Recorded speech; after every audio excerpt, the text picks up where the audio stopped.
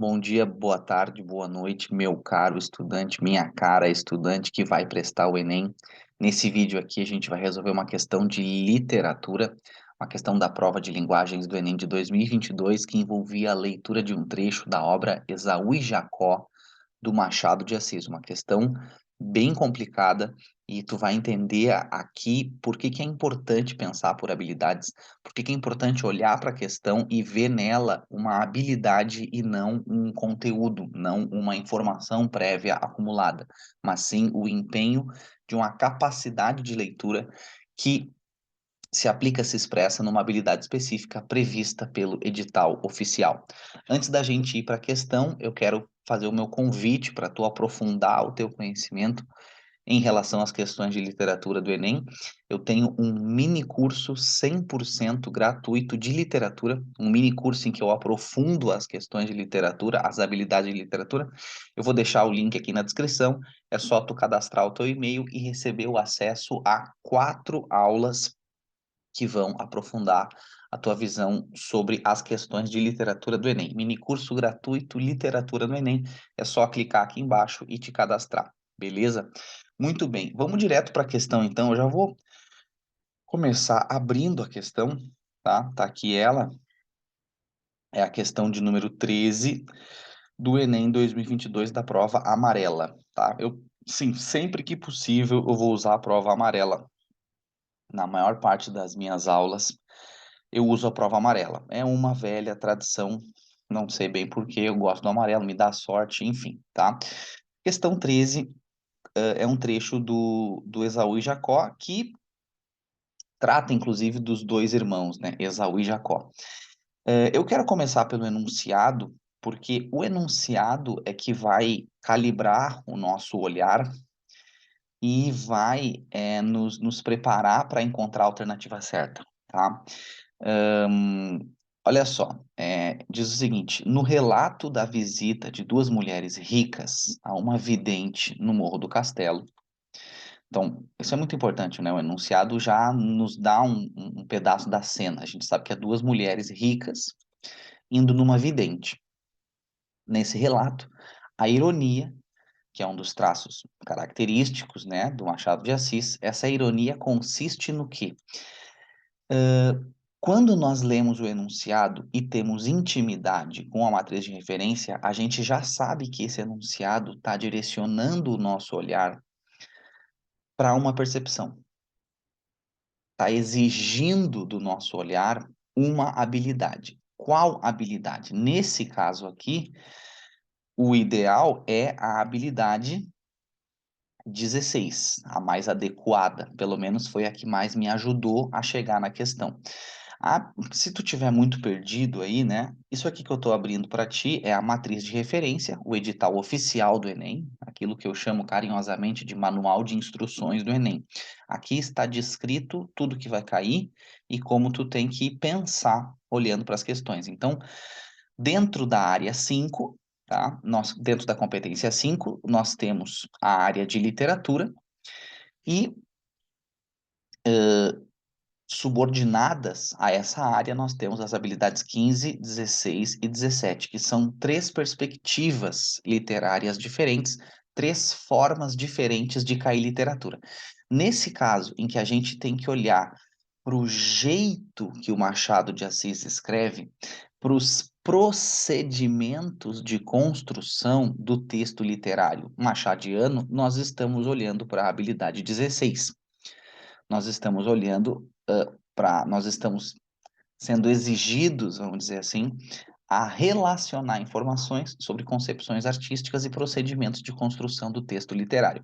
Eu não vou me aprofundar muito aqui, já fiz o convite para ti, vou reforçar para que tu conheça o meu mini curso gratuito de literatura. Aqui nesse vídeo, para a gente simplesmente resolver essa questão, eu quero que tu perceba a diferença entre a habilidade 16, que fala para a gente olhar para o trecho literário observando procedimentos de construção, e a habilidade 17, que vai pedir para a gente olhar para o texto literário e reconhecer a presença de valores sociais e humanos. Observa a diferença, tá? Quando tu lê um texto literário, qualquer um, pode ser Harry Potter, pode ser os Salmos da Bíblia, tá? Pode ser, sei lá, um livro de literatura que tu tem que ler para o vestibular. Em qualquer texto literário, tu vai poder olhar para esse texto percebendo os conflitos e os valores mesmo das personagens. O Harry Potter é um pré-adolescente, né, bruxo e tal, que foi criado por uma família trouxa e tal. Isso são valores, são os conflitos que ele vive, né? As amizades que ele faz, tá certo? Isso é reconhecer a presença de valores humanos. O trecho literário como uma maneira de, como uma espécie de cenário onde atuam valores humanos, personagens, tá? Na habilidade 16, observar o procedimento de construção é observar como a narrativa se constrói. Por exemplo, no Harry Potter, eu não li os livros do Harry Potter, mas, por exemplo, quando a gente vê que sei lá, eu imagino, pelo tamanho dos livros, né, e pelos filmes que eu vi do Harry Potter, eu imagino que deva ter trechos do livro em que fica uma página, duas, três páginas descrevendo, por exemplo, Hogwarts. Então, o fato de eu olhar para essas três, quatro páginas do livro e dizer que são descritivas, percebe que eu estou fazendo uma avaliação sobre a composição estética do texto. É um texto que descreve o tamanho das janelas, a cor das paredes, o pátio da escola, a roupa que os alunos e alunas vestiam. Tá me entendendo? Presta atenção no que eu estou falando. Tenta visualizar tu desenvolvendo essa leitura para textos literários, né? Um texto literário em que eu vejo procedimento estético ou então, no mesmo texto, vendo presença de valores humanos. São perspectivas diferentes. Quando nós olhamos para essa questão aqui do Machado de Assis, a gente está tendo que olhar para um traço representativo da narrativa machadiana, a maneira como ele descreve, narra a construção da cena. Então, no que consiste essa ironia? Esse jeito dele, ironia, basicamente, a ironia, especialmente a machadiana, é mais ou menos uma tiração de onda, vamos dizer assim, né? Ele está descrevendo algo sério, mas com um certo senso de humor, ou daqui a pouco está descrevendo algo cruel, com uma certa tiração de onda, né? Agora me veio um trecho até do Memórias Póstumas de Brás Cubas, que ele descreve o Cotrim, que é um personagem que é o cunhado do Brás Cubas, inclusive o Cotrim é dono de escravos, né? E aí ele vai falando que o Cotrim torturava os escravos, chicoteando às vezes até sangrar, mas isso aí é os ossos do ofício. Ele dizia assim, tipo, é o trabalho dele, né? Tipo, pô, tem ironia aí, né, cara? O cara torturava o ser humano até sangrar e ele diz que isso aí é parte do trabalho dele, né? E ainda toda a história do Machado de Assis, ser neto de escravo, ser um homem preto, né? Por muito tempo houve a narrativa de ser um cara mulato, também há uma ressignificação mais contemporânea aí sobre essa ideia de mulato, né? Hoje se fala em branco e preto, preto claro, preto escuro, enfim.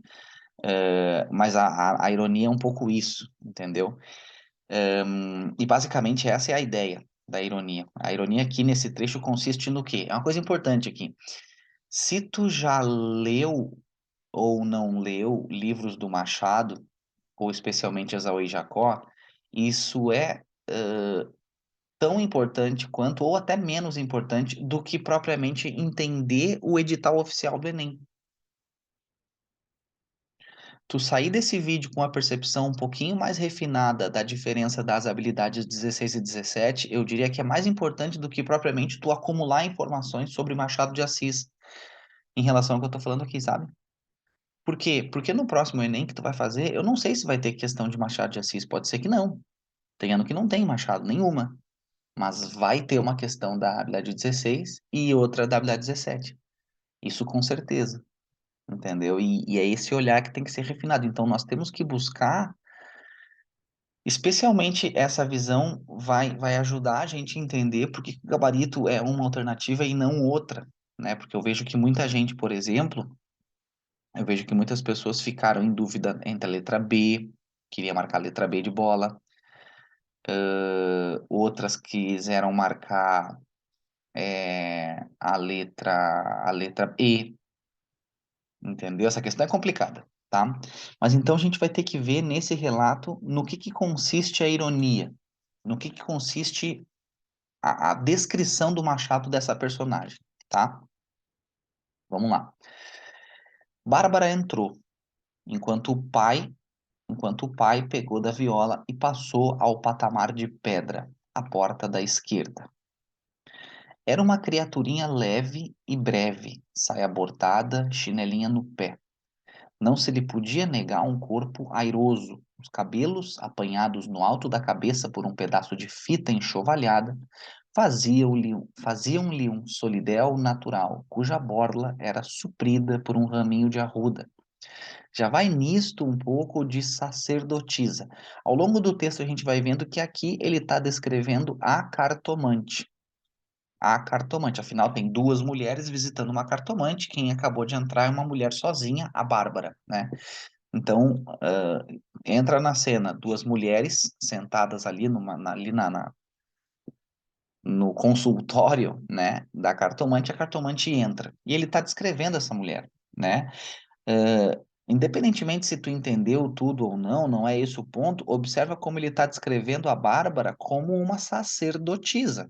Não tem nada de interpretação aqui, eu não estou interpretando da minha cabeça que ele vê a cartomante como uma sacerdotisa, simplesmente é o que está escrito. Já vai nisto um pouco de sacerdotisa. Ela usa umas chinelas simples, ela tem um corpo airoso, né? Seria uma espécie de um corpo leve, e o mistério dela estava nos olhos.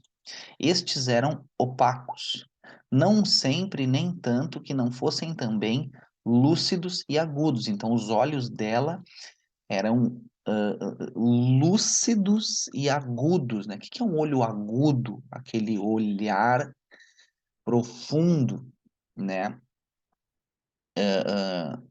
Acho que agudo, né? É uma expressão que remete a essa ideia de profundidade. E neste último estado eram igualmente compridos, exatamente, olhos compridos, aqueles olhos que se alongam, né? Parece que vasculham a nossa alma, tão compridos e tão agudos que entravam pela gente, revolviam o coração e tornavam cá fora, prontos para nova entrada e outro revolvimento. É aqueles olhos que entravam na gente, saíam da gente, vasculhando nós outros, né? Então, cara, olha só, onde é que tá aí basicamente, eu nem me preocupo tanto com essa coisa da ironia e tal, eu me preocupo basicamente com a essência da pergunta, que é: quais as características do procedimento textual para descrever a Bárbara? Se tu olha dessa forma, a gente vê que nós temos uma personagem que é uma cartomante. Por um lado, ela passa uma coisa quase que angelical, assim, uma sacerdotisa. Imagina uma sacerdotisa entrando, humilde, pequena, né? Com vestimenta simples, e ao mesmo tempo ela tem um olhar profundo, tá? Então, a descrição da Bárbara nos leva a pensar que ela é ao mesmo tempo singela e esperta, astuta, né? Uma palavra mais chique para esperteza, para profundidade, uma pessoa que sabe o que está fazendo é astúcia. Então, o gabarito é letra D, misto de singeleza e astúcia dos gestos da personagem, né? A maneira como ela se movimenta, a roupa que ela usa e os olhares que ela lança. Muita gente gostaria de marcar a letra B de bola, senso prático em relação às oportunidades de renda. Agora, isso é totalmente interpretativo. A pessoa interpretou da cabeça dela ou das preconcepções que ela tem sobre cartomante, que essa cartomante quer só ganhar dinheiro dessas duas mulheres. Aproveita, né? Ela tem um senso prático em relação às oportunidades de ganhar dinheiro. Eu sou cartomante, vieram duas mulheres ricas aqui, eu vou ganhar dinheiro. Da onde que nós estamos tirando isso do texto? Não, isso não está explícito no texto. O fato de serem mulheres ricas não nos leva a pensar que a cartomante tá ganhando, só quer ganhar dinheiro. Talvez ela esteja ali, de fato, ajudando, entendeu? Querendo dar um caminho para essas mulheres em relação, né, aos seus filhos. Outra coisa, senso prático em relação às oportunidades de renda não tem nada a ver com o procedimento de construção do texto literário. O que nós conseguimos observar na descrição da personagem é um procedimento de construção do texto literário que a descreve como sacerdotisa e, ao mesmo tempo, com um olhar muito profundo. Então, na descrição da personagem, a ironia do procedimento de construção do texto consiste no quê? Em a gente ver na descrição desse texto que essa personagem é singela e astuta, simples e esperta ao mesmo tempo. Então, a letra B estaria muito mais vinculada a valores humanos, entendeu? Estaria muito mais vinculada à habilidade 17, que não é o que está sendo pedido aqui. Não está pedindo um traço social, não está pedindo um valor humano que pode ser percebido pela maneira como ela vê o dinheiro. Não é esse o ponto, é a descrição da Bárbara aqui que importa. Entendeu? Interesse do narrador pelas figuras femininas ambíguas. Isso também é interpretação. Isso aqui tu teria que fazer. Às vezes a pessoa que é muito nerd e já leu vários livros do Machado de Assis vai perceber aqui que a maneira como ele descreve, por exemplo, olhar opaco, né? Esse olhar opaco da Bárbara, a gente poderia pensar nos olhos de cigana, oblíqua e dissimulada da Capitu. Mas aí a gente está indo além do texto, a gente está interpretando de novo. Por isso que linguagens não é interpretação, porque a interpretação te leva a pensar aquilo que não está escrito. A gente só pode se pautar no que está escrito, por isso que é uma prova objetiva, por isso que é previsível o que vai cair, né? Então, por isso que não é também a letra E, né? A letra C, mistério que cerca as clientes de práticas de evidência. Cara, é, nesse trecho, nós não temos basicamente descrição das mulheres que estão indo se consultar com a cartomante Bárbara. Então a gente nem. O mistério não cerca as clientes, o mistério cerca a Bárbara, talvez no máximo, né, na descrição do texto. Entende? Então, o que que eu percebo? Que as pessoas elas não estão amadurecidas para pensar o texto como uma sequência de códigos que por si só funcionam. As pessoas pensam na cartomante, pensam no Machado de Assis, pensam nas experiências que elas já tiveram sobre o que elas já ouviram sobre cartomante, mas o ponto aqui é só o texto e o procedimento de construção do texto literário. Nesse texto, nós temos a descrição de uma cartomante e ela é descrita, né? O procedimento textual que a descreve é, por um lado, torna ela sacerdotisa e, por outro lado, seus olhos são profundos, compridos e entram no nosso coração. Né? Então ela é simples e profunda, singela e astuta. O gabarito é letra D de dado. Show de bola, questão difícil, né? Não, meu objetivo aqui jamais foi tornar fácil o que é difícil, mas pelo menos tornar lógico, tá? Segue me acompanhando aqui. Fica aqui o meu convite pela última vez para que tu entre no meu mini curso gratuito de literatura para o Enem. É só cadastrar o teu e-mail no link aqui embaixo e receber as aulas por e-mail. É nóis!